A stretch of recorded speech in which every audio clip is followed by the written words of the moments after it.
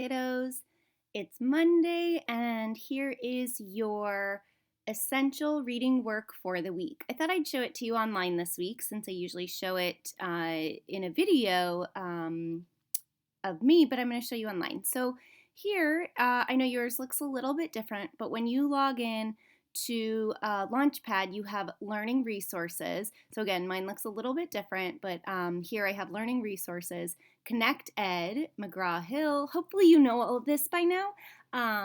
If not, here's a little bit of extra guidance. So when that loads, and I'm sorry, my computer's a little bit slow, you only have one option to open.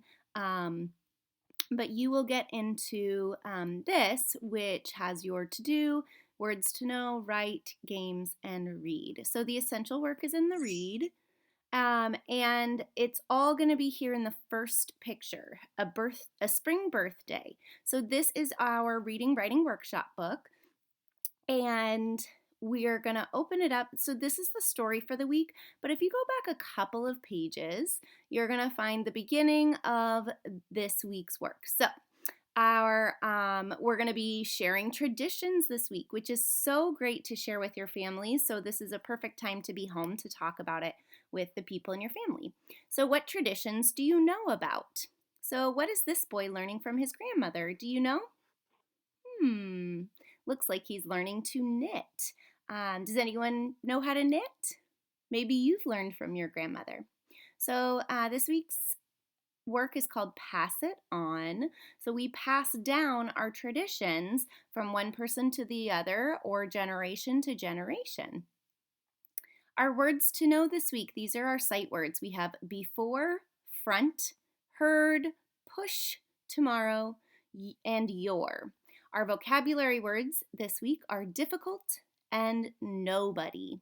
So before, B-E-F-O-R-E, before. They read before going to bed. Front, the dog walks in front of the girl.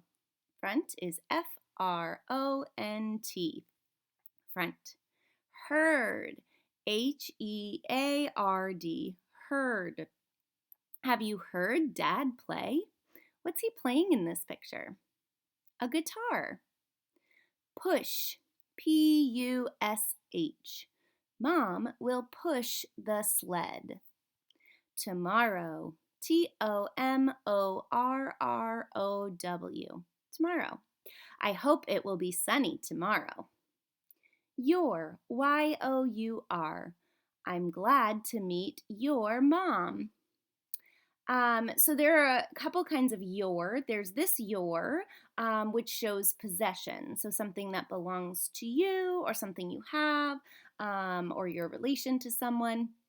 And then there is the Y-O-U apostrophe R-E, which is a contraction for you are. And that is something we'll get to another time, but is very important to me as an educator that you know the difference between your and the you are.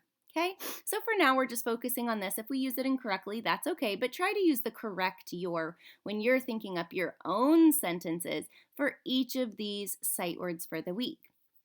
If you'd like to make up sentences for our vocabulary words too, that's great. So difficult. This puzzle is difficult to do. So difficult means it's hard or challenging, not easy. Nobody. Nobody is on the porch. That one you can kind of figure out from the word itself. So no body. It means no one, right? There is no one on the porch. Nobody is on the porch.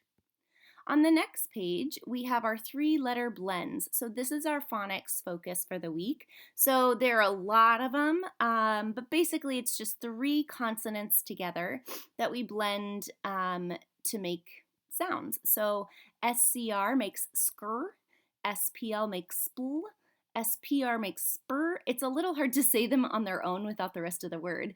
STR makes str, THR makes thr or thr, it's hard to say, and SHR makes sure. So like in scramble, split, spring, stripes, three, and shrink. Now, the point of practicing these three-letter blends, you can sound out each letter, but what we're going to try to do is put all three letters together. So say them as a blend as we're decoding the word. So scrub, sprayed, sprayed. See how I'm not going sp-er? We're trying to say them all together. As we get to learn these blends and say them a little bit faster, it helps us with our fluency with reading and figuring out words a little bit faster. Stir, eat, street. Splash, splash. Ink, shrink. Thrilling, thrilling. I'm going to let you keep going on your own. You can read these sentences as well and the Your Turn box all on your own. That'll get you ready for a spring birthday. So, since we're talking about traditions, this family has a typical birthday tradition, but they have to change it up and they try some new things. So, it's a new tradition that they're starting. So, a tradition not only is something that you pass from one person to the next, but is also something that you do regularly. So, it might be once a year, it might be once a month. You might have a monthly movie night tradition in your house. You might have an annual, that's the yearly one, an annual 4th of July tradition. You might have an annual birthday tradition. So think about what traditions you have in your families. They might be tied to a holiday, they might not. And you can read about this special tradition that this family creates. After that, we have the comprehension focus for the week. So this is theme. We've done this one before. We're trying to figure out what the theme or the message of the story is. So here there are some clues to figure out what the theme was. So the first clue is a birthday dinner is the family's tradition. The next clue is Marco's family has a picnic with a piñata, empanadas, and other kinds of food. The third clue is Marco wants a birthday picnic next year. So the theme is you can blend old and new to make a new tradition. And any stories you read this week, you can think about what the theme is in the story. And the writing for this, went too far. That's next week's little sneak peek for you.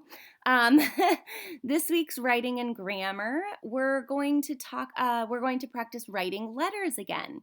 So this is a letter from Marco to his mom and dad. So remember we start with dear and then you put the names of who you're writing the letter to, capital D, and of course capitalizing their names, and a comma. Then he has a few different sections here, a few different paragraphs excuse me, for with the different things he's writing about. And then he closes with your son, comma, and Marco. So for this, of course, ending a letter, you can end it with your son, your daughter, your granddaughter, or grandson. You can write love, you can write from, sincerely, some kind of way to sign off before you sign your name. Some other things that we're focusing on again are varying sentence types, okay? So we worked on long and short sentences before, but maybe this time you can work on exclamations, so really excited sentence, maybe some questions even in a letter. Always good to ask someone questions in a letter if you're writing them to say hello, but if you're writing someone to tell something, you might not have questions. I don't know, it depends on the letter. Also adding details, okay? So details, like specific details of things that happened, as well as using those descriptive words. You could practice writing some adjectives in there too. And then we've worked on pronouns most weeks as well. So this is the example. So you're going to read this, and then you get to write a letter from Marco to his parents explaining why he wants to start a new tradition. Describe what the new tradition might be. After that, if you want to write your own letter to your parents about maybe starting a tradition or a tradition that you like, go ahead and do that. Always good to get some extra writing practice in. So that is all of the reading and writing work of the week. So going back here, it starts on page 276 and goes all the way to 295. So remember, it opens up to the story of the week. A spring birthday, you just have to click the back arrows to get to the beginning pages. Have fun with it. Happy learning.